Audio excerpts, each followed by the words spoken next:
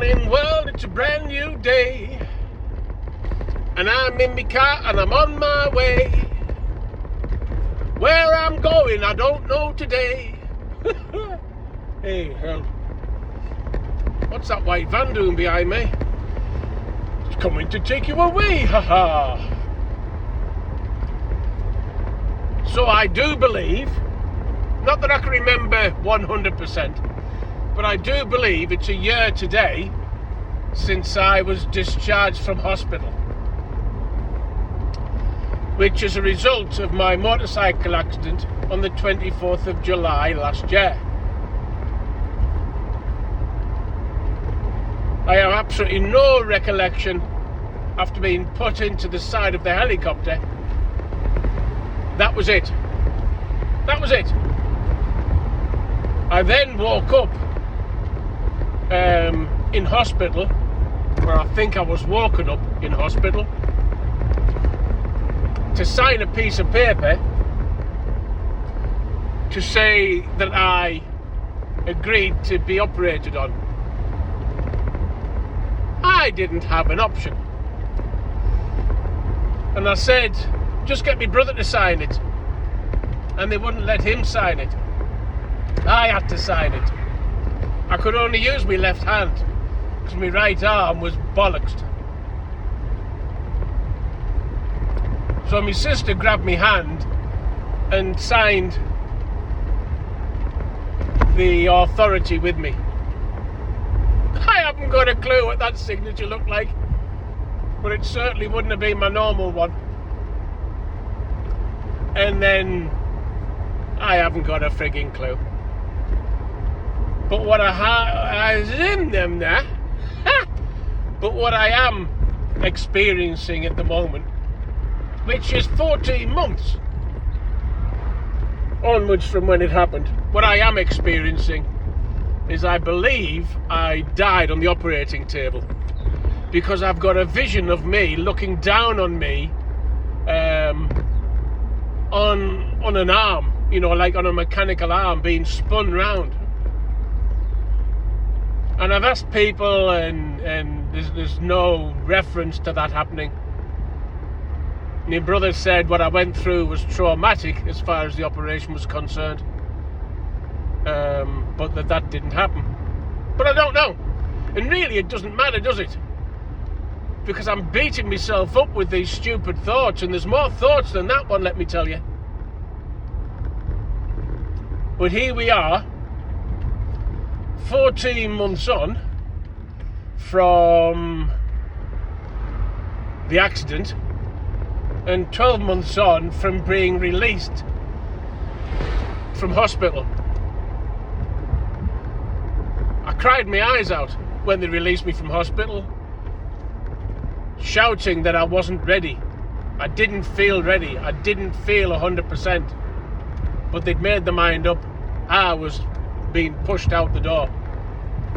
When I got home, I think it was the following day, though I might be making that up, which wouldn't be the first time,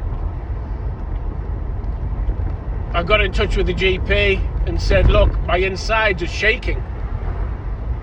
He said, well, you've got an infection, we'll give you some tablets. And after that course of antibiotics, citalopram or something, I don't bloody know, but they taste horrible.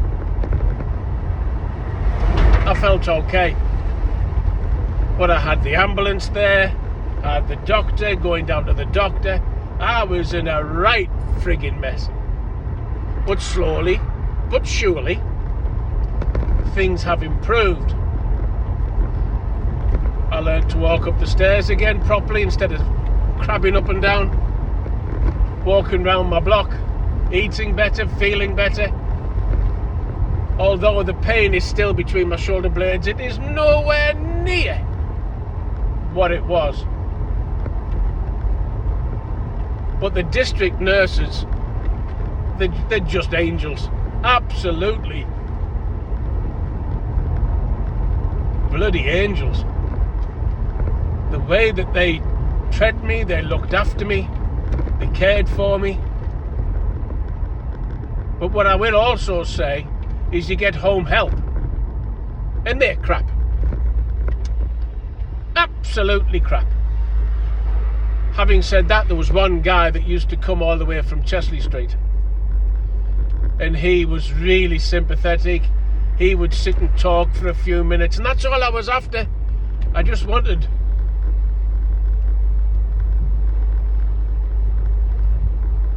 somebody to sit and talk with me. Nothing else. Yes, he would make some meals for me, perhaps breakfast or lunch, depending upon when he would arrive. But the rest of them, absolutely diabolical. So I've been on a journey. I've been on a journey that I would not recommend to anybody else.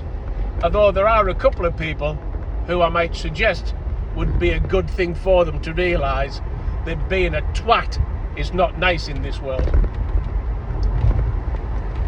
The less said about that, the better. So here we are.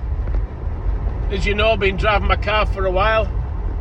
Been going places. I've been around Europe in my car with my brother. He did the driving because I didn't have the strength, really, mentally or physically, to do it, but he was a bloody superstar. My sister came up to see me, to stay overnight to make sure I was okay, doing me washing, and unbelievable. My son coming through, just whole different level of expectations that, you know, you can't thank them enough, can you?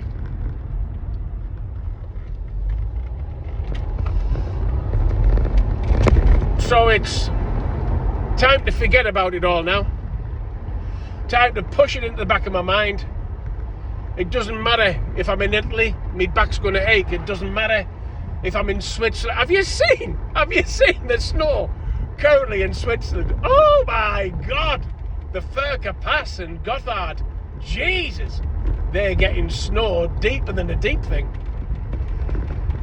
But it doesn't matter where I am. I could be here in my home area of Weardale, or I could be in a magnificent, magical place of Stelvio Pass or of the Eagle's Nest, and I would be feeling the same. So it's time to go places, time to see things. I've got my mojo back as far as writing is concerned. Just take my time to do it. I've enjoyed doing that. I've rewritten and re-scripted my book about Rajasthan. That's given me an impetus. Do I really want to do, films for YouTube and the time and effort that it takes? The answer is I don't bloody know. So there we go. Time to leave the shit behind. Time to look forward. Stop feeling sorry for myself. Stop being a pity freak. Stop looking for people to go, oh, are you all right? And in fact, this is something which happened to me recently. In fact, it was last Friday. A woman was looking at me in Walsingham. Are you all right? And I'm thinking, oh God, I've attracted the nutter. Are you feeling better?